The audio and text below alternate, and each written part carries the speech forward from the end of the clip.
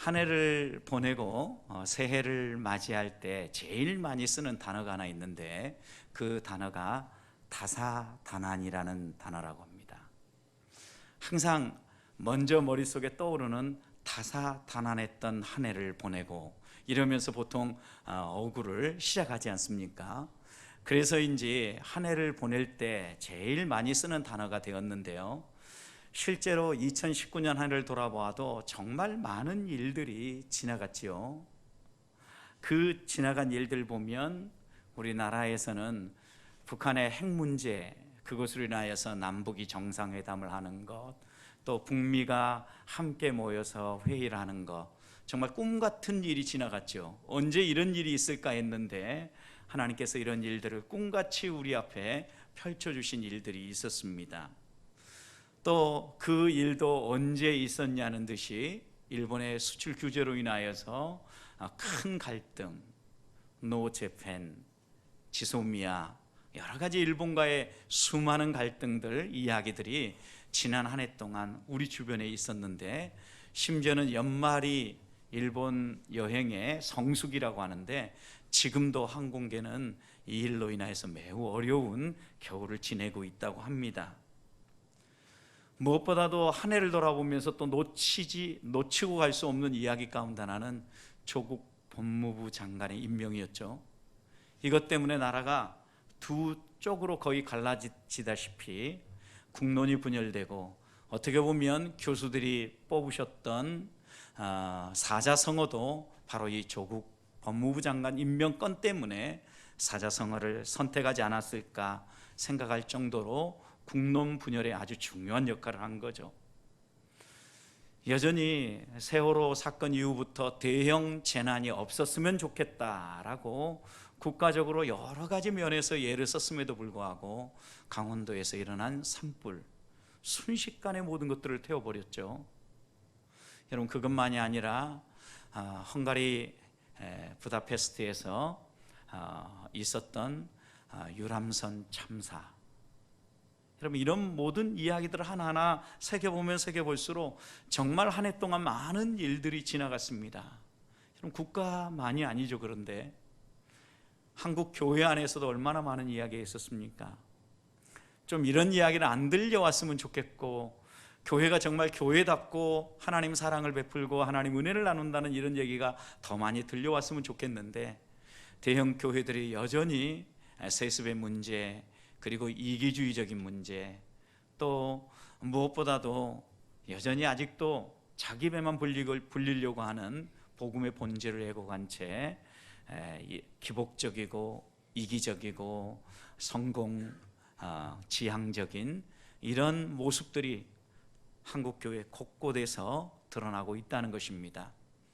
그럼에도 불구하고 한 가지 감사할 일들은 하나님께서 이런 일들 가운데에도 하나씩 하나씩 마무리 져주시고 이 세상의 모든 일들을 섭리해 가신다라는 것을 보여주고 계시지 않습니까?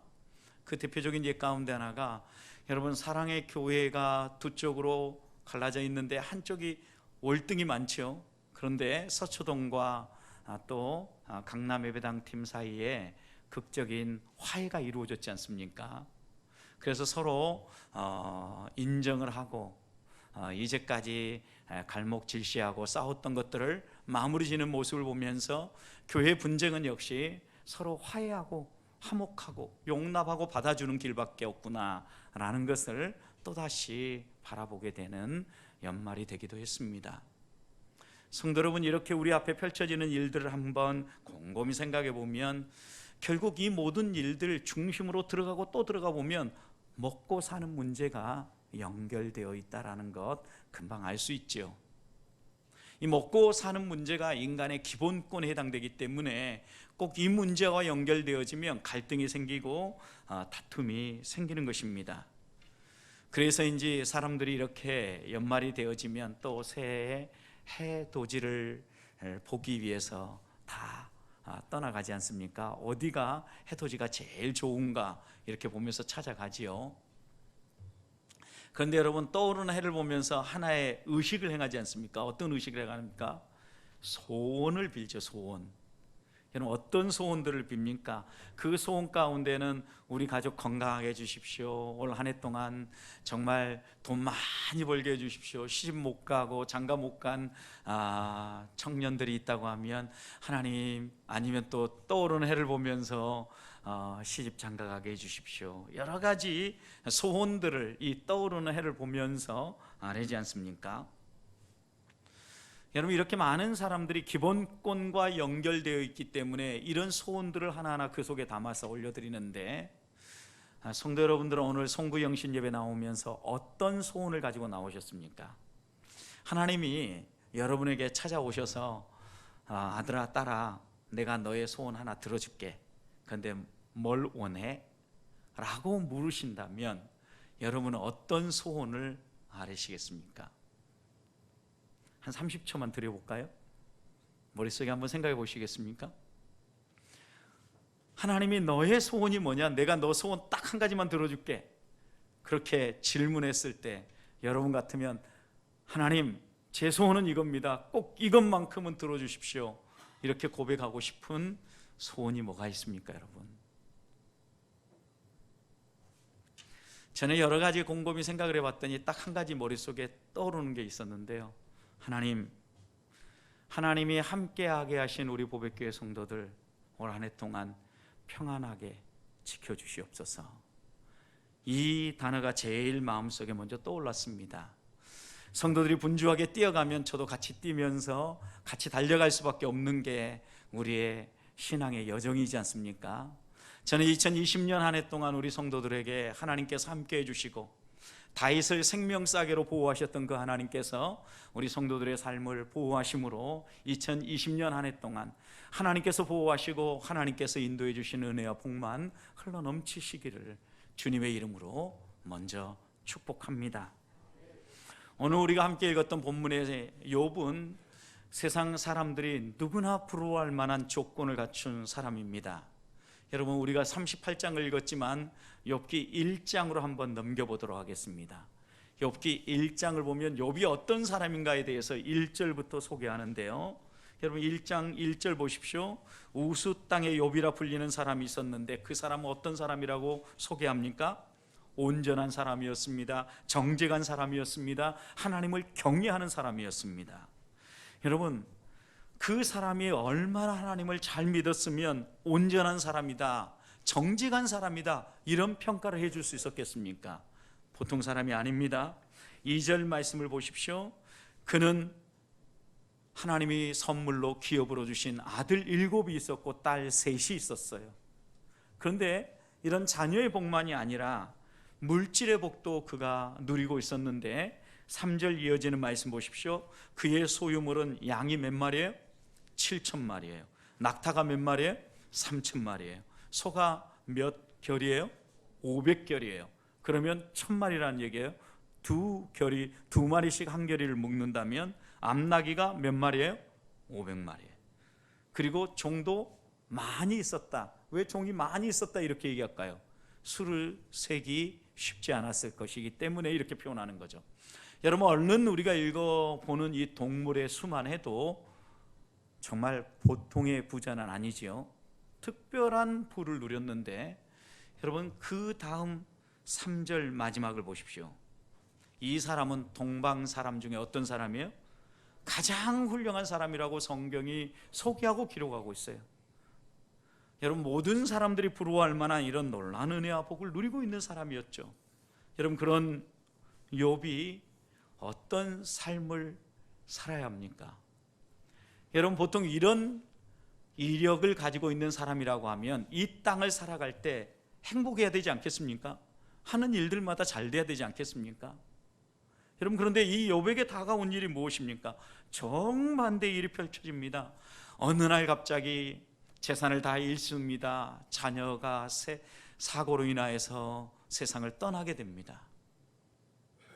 여러분 이런 일들이 갑자기 쏟아지는 폭풍우처럼 욥이 가지고 있는 모든 것들을 다 앗아가지 않습니까? 얼마나 답답한 마음이었겠습니까?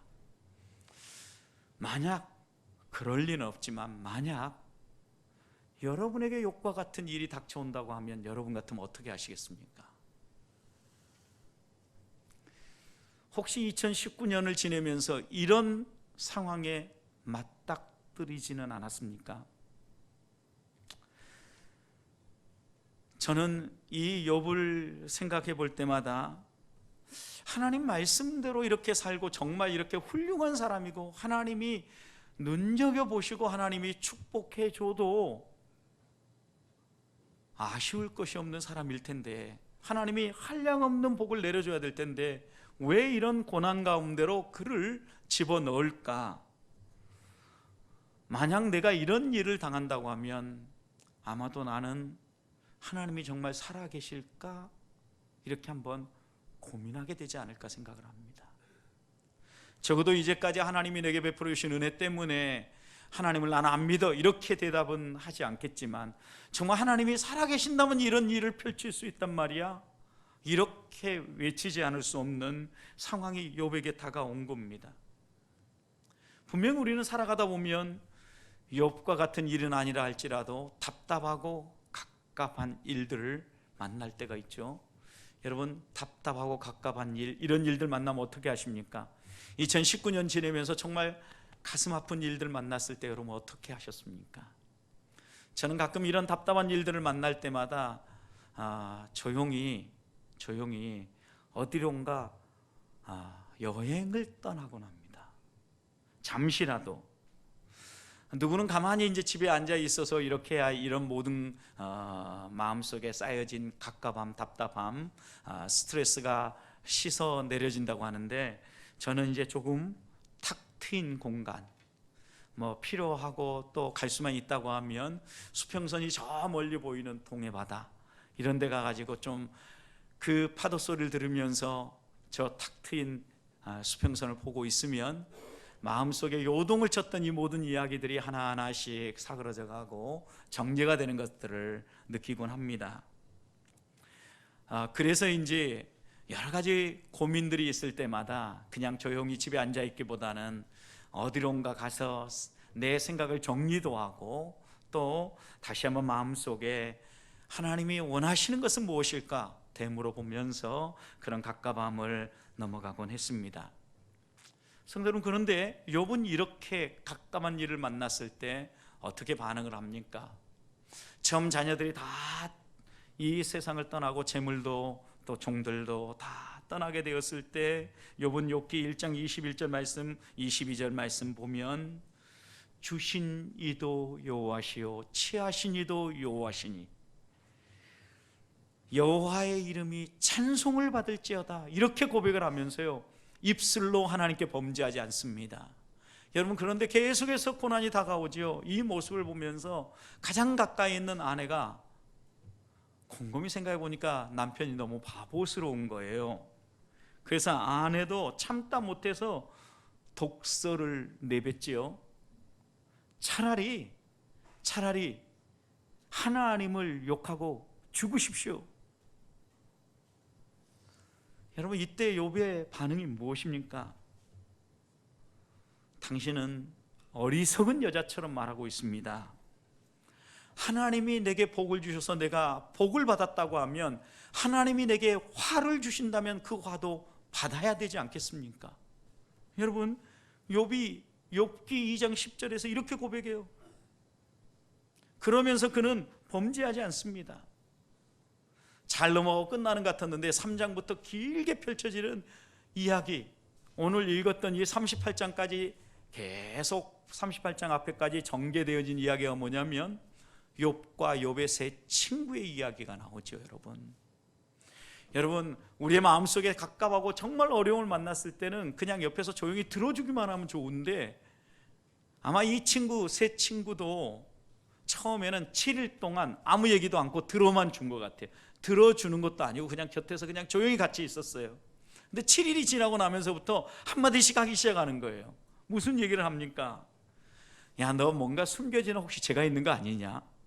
야, 하나님은 우리가 믿기에 그런 분이 아닌데 하나님이 너에게 이런 재앙들을 주었을 때는 분명히 너가 알지 못하고 너가 무언가 은밀히 숨기고 있는 죄가 있는 게 분명해. 이 세 친구가 일관되게 이 얘기를 한 겁니다. 그때마다 욥은 답변을 합니다. 너희가 하나님을 몰라서 그런다. 내가 그런 적이 없다 라고 얘기를 하죠. 끝까지 이렇게 이야기를 하는데, 여러분 결국 욥의 세 친구보다가 나이가 어린 또 한 사람, 부수 사람 엘리후라는 사람이 등장을 합니다. 32장에 보면 이 부수가 막 열을 내면서 욥에게 이야기를 하는데, 그 이야기하는 핵심은 뭐냐면, 욥에게 화를 내면서 이렇게 이 어린 사람이 이야기하는 것은 자신의 의로움을 증명하려고 하나님이 불의하다라고 얘기하는 욥의 모습이 옳지 못하다라는 거예요. 욥이 자신이 의롭다라는 것을 이야기하다 보니까 자신이 하나님보다 더 의롭고 하나님이 오히려 불의한 사람처럼 여겨지도록 욥이 행동하고 있다는 겁니다. 그래서 욥기 34장 36절 보면 엘리후는 이렇게 얘기해요. 나는 욥이 끝까지 시험 받기를 원한다 그랬어요. 얼마나 열받았으면 이런 표현을 하겠습니까? 끝까지 시험을 받았으면 좋겠다. 왜냐? 이는 그 대답이 악인과 같기 때문이다. 아무리 자신이 옳다라고 얘기해도 그가 악인처럼 보인다라는 거죠. 사랑하는 성도 여러분, 이 정도 단계에 온다고 하면 거의 모든 것들이 소망 없이 끝나 보이잖아요.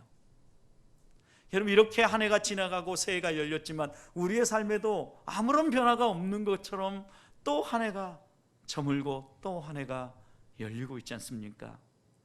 여러분, 욥도 어떻게 보면 앞에 깜깜한 이 순간에 그가 다시 일어설 수 있는 은혜와 비결이 어디에서 흘러나왔습니까?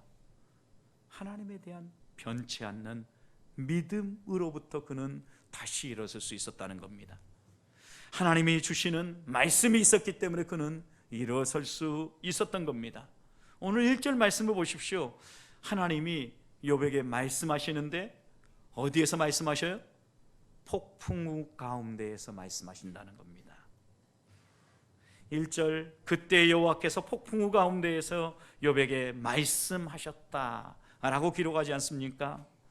가슴 답답해하고 하늘만 바라보는 욥에게 하나님은 폭풍우 가운데서 말씀하셨어요. 참, 그런데 왜 폭풍우일까? 그 많은 것 가운데 왜 폭풍우일까?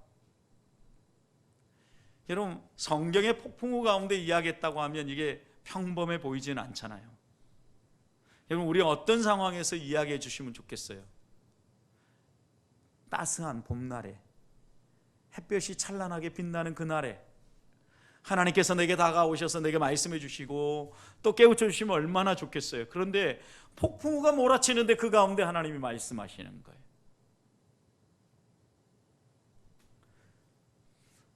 누구나 소망하는 것은요, 하나님이 내 삶을 뒤흔들어 놓고 폭풍을 만나게 하고 이런 상황에서 하나님의 음성을 듣기 원하지 않아요. 오히려 이런 상황 속에서는 하나님의 말씀이 더 안 들린다라고 얘기하죠.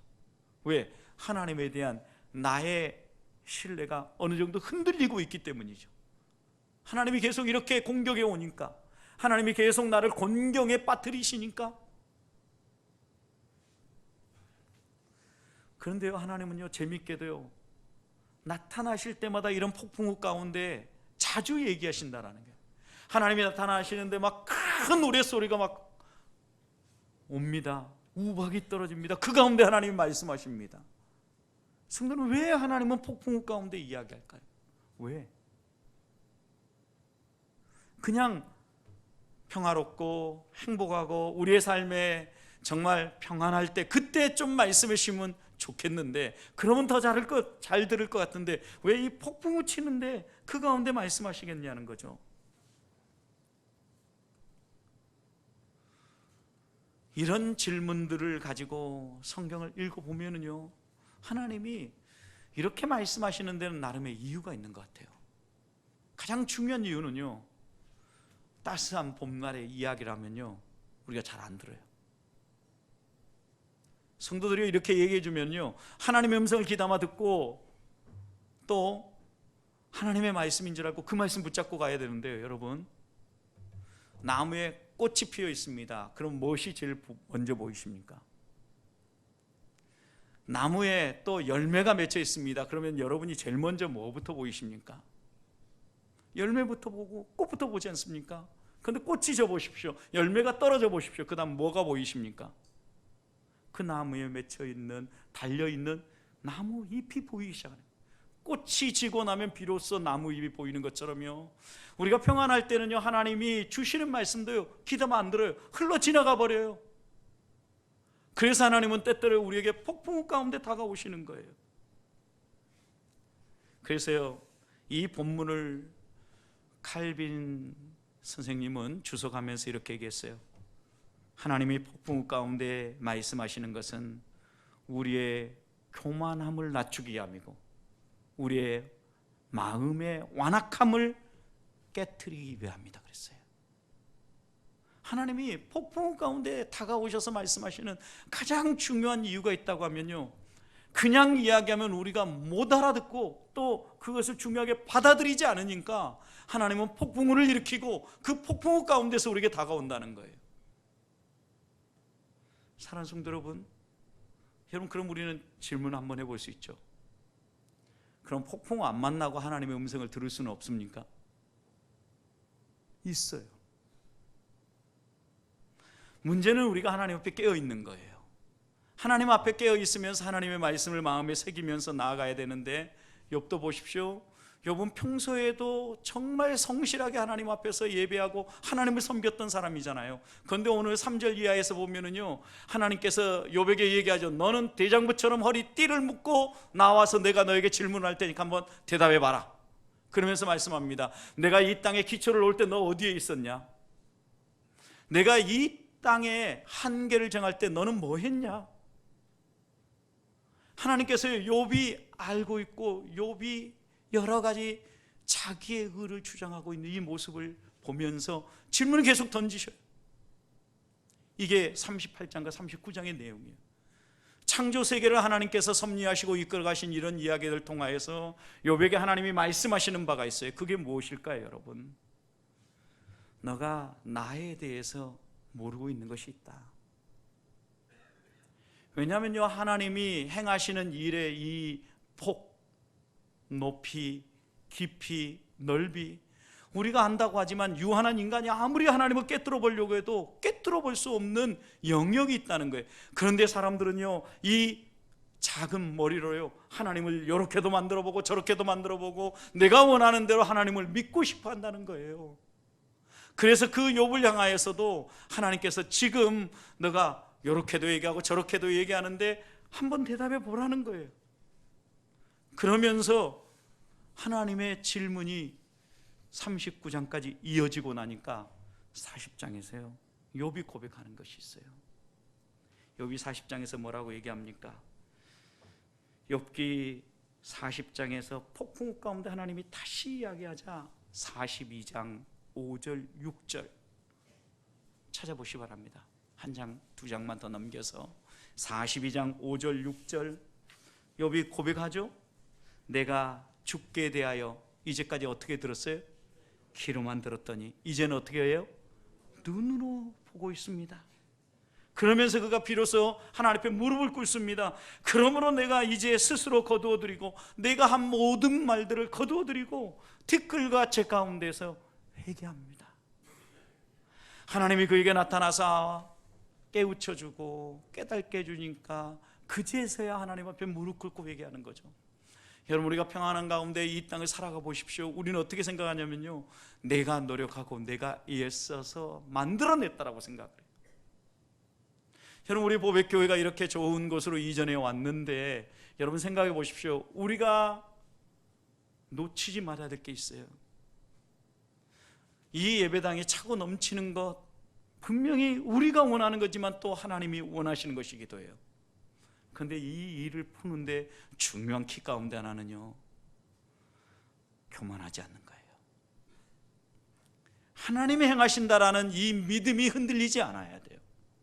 내가 있는 자리에서 내 길을 걸어가면서 내가 하나님 앞에서 다시 잃어버렸던 가운데 찾아야 될 것은 무엇인가를 찾으면서 한 발 한 발 나아가야만 하나님께서 욥을 어떻게 다시 쓰십니까? 갑절의 복을 주지 않습니까?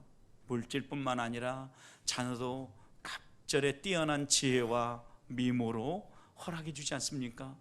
여러분, 이런 하나님의 손길들을 보면 하나님 우리에게 주신 은혜와 복을 이어 달리면서 계속해서 누릴 수 있는 비결은 하나님 앞에서 교만하지 않는 거예요. 내 생사화복이 하나님의 손에 있다는 걸 인정하는 거예요. 우리 안에 좋은 일들이 펼쳐질 때 이 좋은 일들이 우리의 열심과 우리의 노력이 아니라 하나님의 돌보심의 은혜였다는 걸 기억하는 거예요. 반대도 마찬가지입니다. 죽을 쓰고 폭풍우가 몰아오고 정말 마음 가빠봐여서 숨이 막힐 지경인 이 순간에도요, 잊지 말아야 될 사실이 하나 있어요. 하나님은 그 상황을 눈여겨보신다라는 거예요. 알고 계신다라는 거예요. 아무도 내 억울함을 대변해 주거나 풀어 주거나 해결해 줄 것처럼 보이지 않는다 할지라도 하나님은 보고 계신다는 거예요. 우리가 이 하나님을 어떻게 믿고 사느냐, 매우 중요한 부분입니다. 우리의 신앙의 색깔을 좌우하기 때문입니다. 그래서 한 해를 마무리하고 새해를 열면서 우리가 다시 한번 폭풍우 가운데서 이야기하는 하나님을 보면서 왜 하나님께서 폭풍우 가운데서 밖에 말씀하지 않는가? 왜 폭풍우 속에서 꼭 우리에게 이야기하셔야 되는가? 이 질문을 가지고 2019년을 되돌아보고 2020년을 열 수 있기를 소망합니다. 하나님 앞에서 이 질문에 대한 답을 얻으면 2020년 폭풍우가 아니라 하나님이 어떠한 상황 속에서 우리에게 말씀해도 그 세미한 음성에 대해서 귀담아 들을 수 있고 하나님 의지하며 나아갈 수 있어요. 엘리야 보십시오. 하나님께서 그를 쓰셔서 우상 숭배로 점철되어 있는 이스라엘을 다스리지 않습니까? 어떻게 다스립니까? 엘리야를 세워서 3년 반 동안 기근이 비가 내리지 않게 함으로 그 땅의 모든 사람이 고난을 겪게 합니다. 그런데 여러분, 이 모든 문제의 원인자인 아합과 이세벨, 여러분 아합 왕이 어떤 태도를 취합니까? 그가 이세벨과 연합해서 이스라엘 백성을 우상 숭배로 몰아넣고 있기 때문에 이 재앙이 왔다고 생각하지 않고 그 못된 누구? 엘리야가, 그 못된 녀석이 우리를 저주해서 이 모든 일이 벌어졌다는 거예요. 그리고 난 다음에 아합 왕이 선택한 게 뭐예요? 방을 붙입니다. 이놈 빨리 잡으라고, 죽여야 되겠다고. 여러분, 하나님께서 3년 반 만에 아합 왕을 만나게 하죠. 그리고 난 다음에 하나님이 펼쳐놓으신 게 뭡니까? 아합을 꺾으신 게 아니고요, 갈멜산에서 우상의 제사장들과 전투를 벌이게 하시죠. 여러분, 그 싸움도요 1대1 내지 1대 한 2, 3 이래야 좋잖아요. 바알 선지자 450명, 아세라 선지자 400명, 850대 1이에요. 이게 게임이 되는 싸움이냐고요. 근데 하나님 어떻게 합니까? 그 게임이 안 되는 싸움에서요, 엘리야가 믿는 신이 진짜 신이다 확실하게 보여주신 거예요. 결국 이런 사건을 통하여서 하나님이 보여주신 게 뭐예요? 폭풍우 가운데서도 하나님은 놓치지 않고 너희를 만지고 너희를 붙잡고 너희를 이끌어가는 하나님이다. 그런데도 엘리야, 이 놀라운 일을 벌린 다음에 어떤 일을 합니까? 강야로 하룻길쯤 갑니다. 그래서 거기서 죽기를 구합니다. 하나님 이제 할 일 다 했습니다. 저 죽여주세요. 그때 하나님이 이 엘리야를 어떻게 합니까? 먹이십니다. 재웁니다. 먹이십니다. 재웁니다. 따독거려서 일으켜줍니다. 그리고 사명을 줍니다. 다시 일어나서 하나님의 뜻을 끝까지 이루도록, 그 길을 걸어가도록, 믿음의 경주를 안주할 수 있도록 격려해서 끌어주지 않습니까? 성도 여러분, 우리가 이런 놀라운 영적 전투를 하고 나서도, 승리하고 나서도요, 때때로 낭망하고 쓰러질 수밖에 없는 이런 연약함을 가지고 있는 존재들이라는 걸 하나님은 깨우쳐주고 있는 거예요. 우리가 이런 엘리야의 이야기를 다시 한번 마음에 새기면서, 왜 하나님께서 엘리야에게도 그냥 세미한 음성으로 이야기하지 아니하시고, 야, 산에 한번 서봐라, 동굴 앞에 서봐라 라고 얘기한 다음에 정말 강력한 바람으로, 그리고 여러 가지 방법으로 하나님이 보이시고 난 다음에 그 어떤 중에도 하나님이 안 계시고 마지막 세미한 음성 가운데 말씀하셨겠어요? 깨우쳐 주시는 거죠. 하나님이 이런 모든 것들이 지나고 나서 너와 함께하고 반드시 너와 동행해 주겠다라는 약속의 말씀을 주고 있는 겁니다. 사랑하는 성도 여러분, 2020년 한 해 살아가는 동안 우리의 유한한 지식으로 하나님을 분석하려고 용쓰지 말고 하나님이 주시는 말씀 다시 한번 마음에 새기면서 그 하나님께 온전한 신뢰를 드리며 흔들리지 않는 믿음을 가지고 한 해를 살아보십시다. 올 한 해 동안 하나님이 나와 동행하면서 이런 폭풍우 가운데 말씀하시는 게 아니라 세미한 가운데에서도 말씀하시는 그 음성을 들으면서 한 발 한 발 걸어간다면 어떤 폭풍우가 몰려온다고 해도 흔들리지 않고 끝까지 따라갈 수 있지 않겠습니까? 2020년 한 해 동안 하나님께서 우리에게 폭풍우를 일으켜서 말씀하시는 게 아니라 일상생활 가운데서 세미하게 말씀하셔도 그 음성 듣고 따라갈 수 있는 우리 성도들이 되어서 2020년 한 해 동안 우리의 삶 가운데 하나님의 선하신 손길만 명확하게 드러나도록 살아가는 주의 자녀들이 되시기를 주님의 이름으로 축복합니다.